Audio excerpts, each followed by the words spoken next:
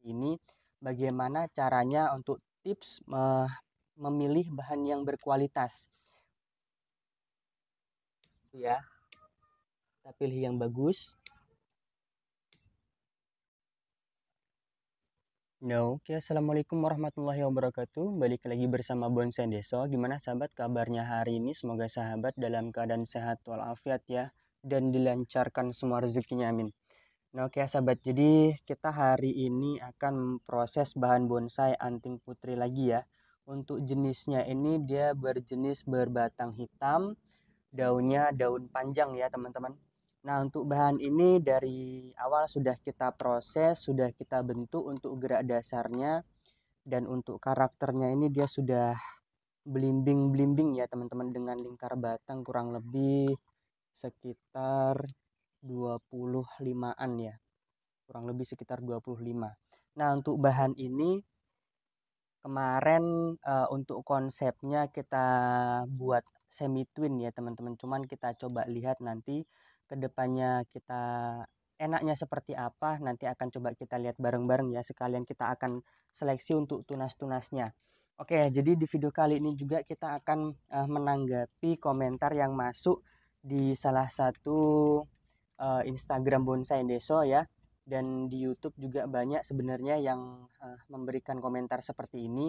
Bagaimana caranya untuk tips memilih bahan yang berkualitas menurut versinya Mas Bondes ya, atau Mas Bonsai Deso.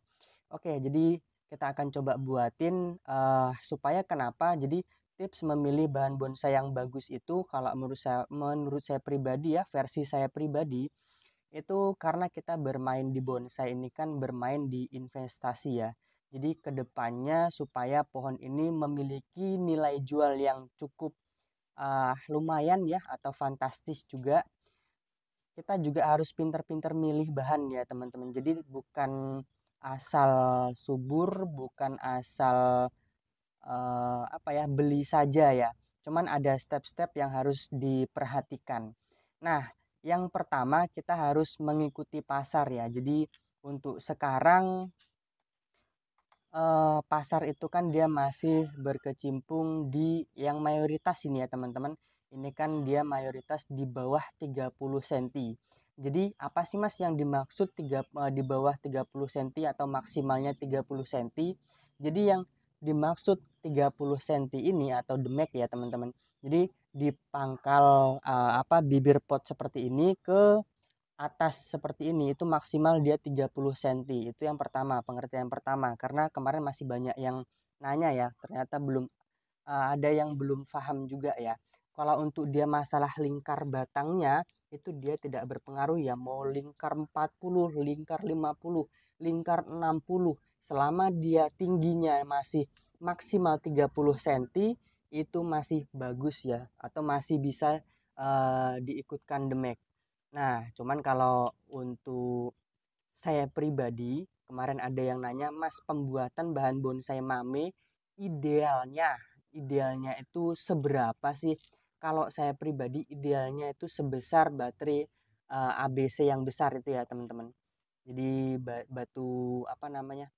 Pokoknya batu baterai lah ya, intinya seperti itu. Itu idealnya ya. Cuman kalau untuk dia sudah lingkarnya sudah 25 30 itu masuk biasanya dia small ya teman-teman. Tuh, jadi seperti itu. Kita juga lihat dari bahannya juga ya.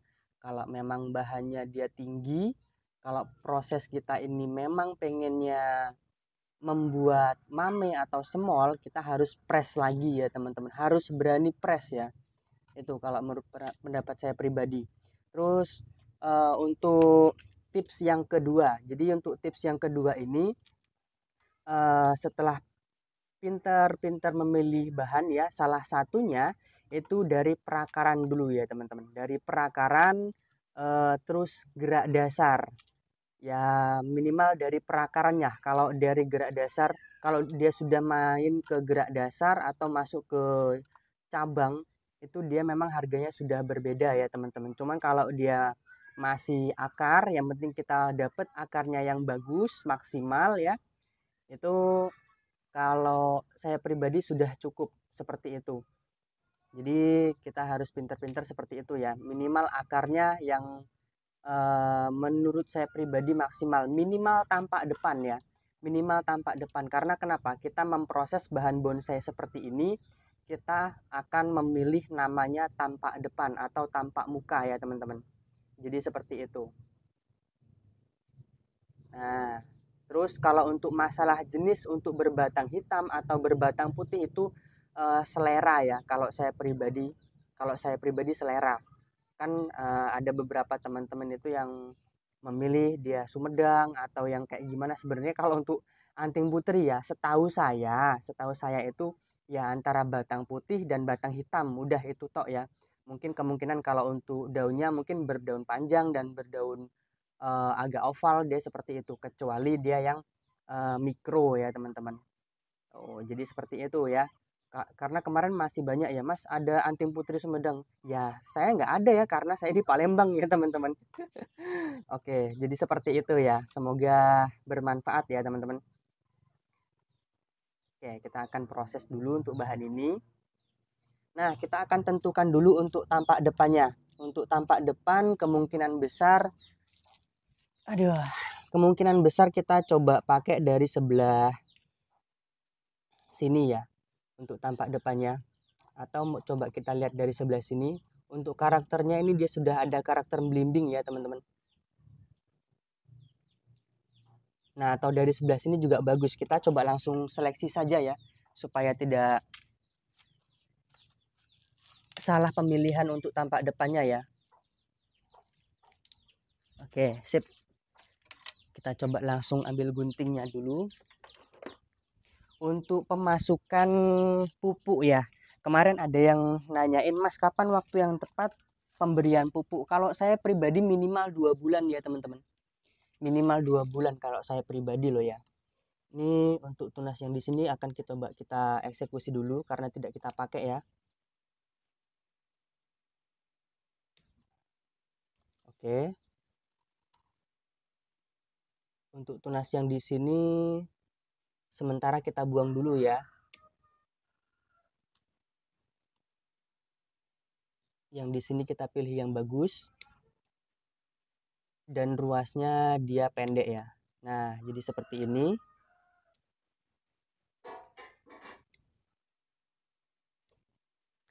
Untuk masalah pupuk, kemarin ada yang nanyain, Mas, Osmocot saya lihat kok banyak sekali jenisnya, Mas. Kita sepertinya perlu bahas juga ya. Ada yang berwarna merah, agak coklat, kuning, agak sedikit hijau. Apa perbedaannya, Mas? Nanti akan coba kita buatkan video tersendiri ya, teman-teman. Yang pasti kalau dia yang dijualan di pasaran itu yang sudah ada kemasannya seperti itu, dia beda produk ya, teman-teman. Atau produksinya beda. Cuman kalau untuk slow release-nya itu sama-sama slow release ya. Kalau kebiasaan saya untuk sekarang ini pakai yang merah ya, kita mix ya teman-teman. Merah dan kuning kita mix. Karena untuk yang merah ini kandungan N-nya itu dia lebih tinggi ya. Kandungan nitrogennya itu dia lebih tinggi. Supaya kenapa? Saya memilih kandungan nitrogen itu yang tinggi. Karena fase yang kita lampaui itu dia fase vegetatif ya, atau fase pertumbuhan. Makanya untuk nitrogennya saya pilih yang tinggi ya teman-teman.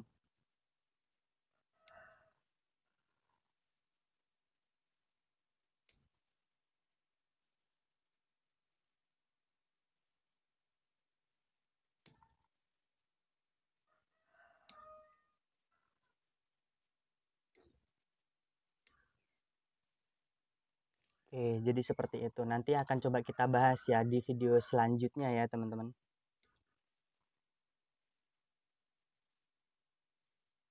Supaya teman-teman nggak bingung untuk memilih masalah pupuk. Dan nanti akan coba kita kasih tips juga ya. untuk memilih pupuk yang tepat menurut saya pribadi untuk khususnya Osmocot ya.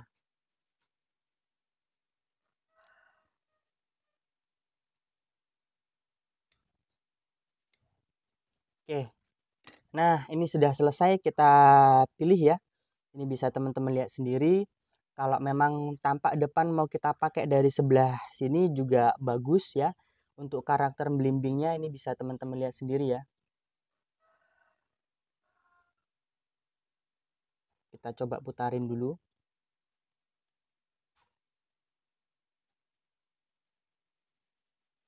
Atau mau dari sebelah sini juga bagus.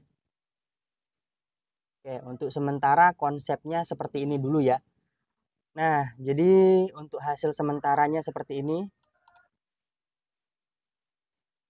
Ya, misalkan ada pertanyaan nanti bisa teman-teman tulis di kolom komentar ya. Kita sharing-sharing bersama. Di sini tidak ada murid dan guru ya, teman-teman. Oke, jadi cukup sekian. Semoga menginspirasi, semoga ada yang bisa diambil dari video kali ini. Mohon maaf misalkan ada kata-kata yang kurang berkenan. Salam dari saya, salam dari Bonsen Deso. Assalamualaikum warahmatullahi wabarakatuh.